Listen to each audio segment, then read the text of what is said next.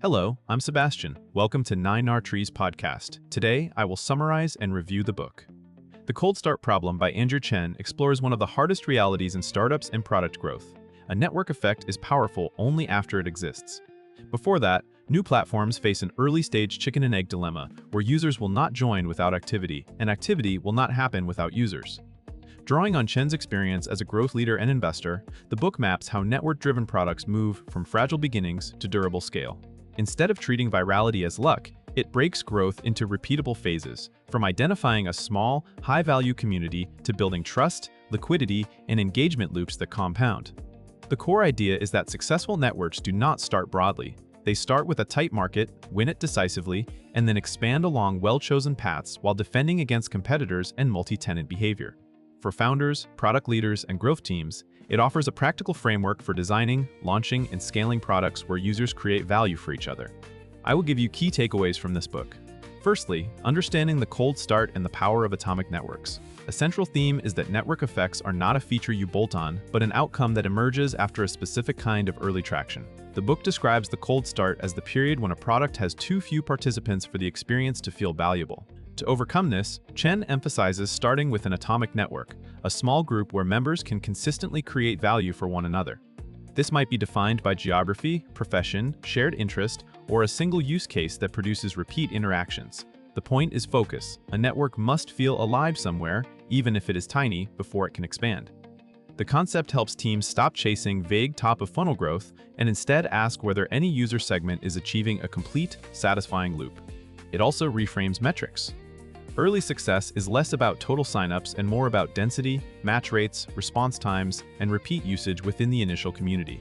By treating the first network as a self-contained system, teams can craft onboarding, incentives, and product constraints that make participation predictable. Once that small network works reliably, scaling becomes an exercise in replicating and linking these strong clusters rather than hoping volume alone will fix the experience. Secondly, solving chicken and egg with seeding strategies and constrained launches, the book details how marketplaces, social platforms, and collaboration tools must seed one or both sides of participation to escape early emptiness. Rather than launching everywhere, it argues for constrained launches that make the supply and demand problem solvable. Seeding can take multiple forms: recruiting high-quality initial suppliers, curating early participants, manually matching users, or even providing a service layer that simulates the future network until it becomes self-sustaining. These tactics can look unscalable, but they are often the only way to ensure early users experience real value. Chen also highlights the importance of trust mechanisms and safety signals, because early networks are fragile and a few bad interactions can halt growth.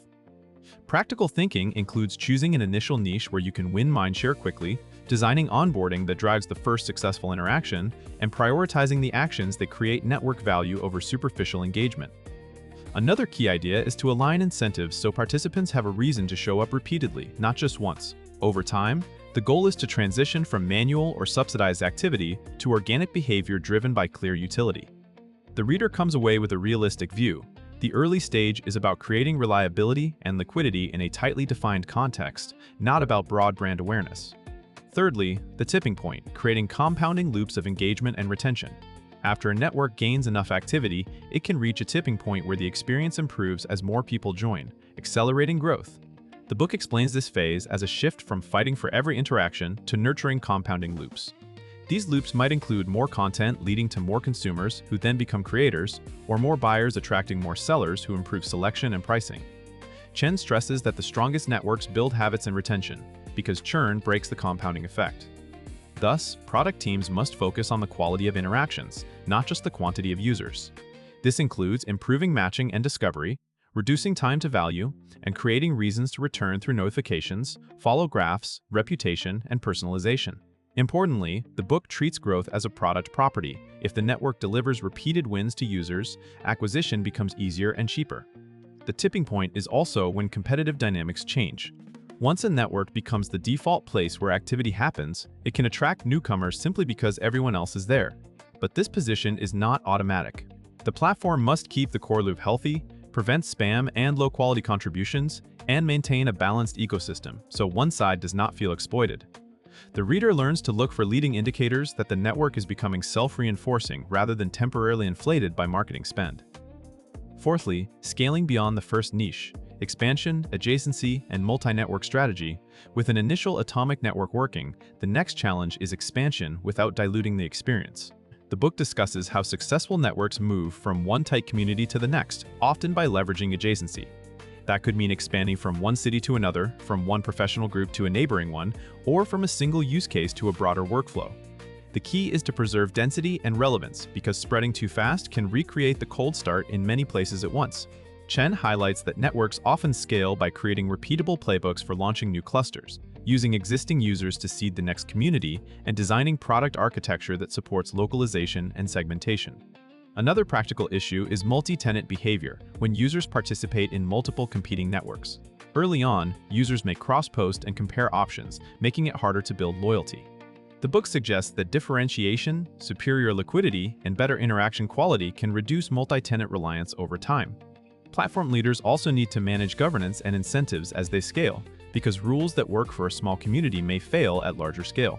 Expansion is therefore both a growth problem and an operations problem. The overall lesson is that scaling a network is not simply adding users. It is replicating a working microeconomy of interactions while keeping the user experience consistent and trustworthy. Lastly, moats and failure modes, defending the network and avoiding collapse. The book addresses why network effects can create durable advantages and also why networks can fail dramatically. A strong network can become a moat because switching costs rise as users build relationships, reputations, content libraries, or transaction histories. However, Chen emphasizes that moats are not permanent if the platform neglects its ecosystem. Common failure modes include degradation of quality, imbalance between participant groups, excessive monetization pressure, and loss of trust due to fraud or harassment. Another risk is that the network becomes too open and loses its original relevance, making interactions noisy and less valuable. The book also explores competitive threats, including rivals that focus on a better niche experience, new entrants that leverage a different distribution channel, or incumbents that copy features while using existing user bases to bootstrap quickly. To defend, platforms must invest in governance, ranking, moderation, and incentive design that keeps high-quality contributors engaged. They must also continue innovating around the core interaction loop rather than only adding peripheral features. The most useful takeaway is a structured way to think about resilience, protect the integrity of interactions, maintain healthy liquidity, and align the platform's business model with long-term user value. A network effect is strongest when users feel that leaving means losing something uniquely valuable that cannot be replicated elsewhere. In conclusion, this book is best suited for startup founders, product managers, growth leaders, marketplace operators, and investors who work on products where users create value for each other, including social apps, marketplaces, SaaS collaboration tools, and community platforms.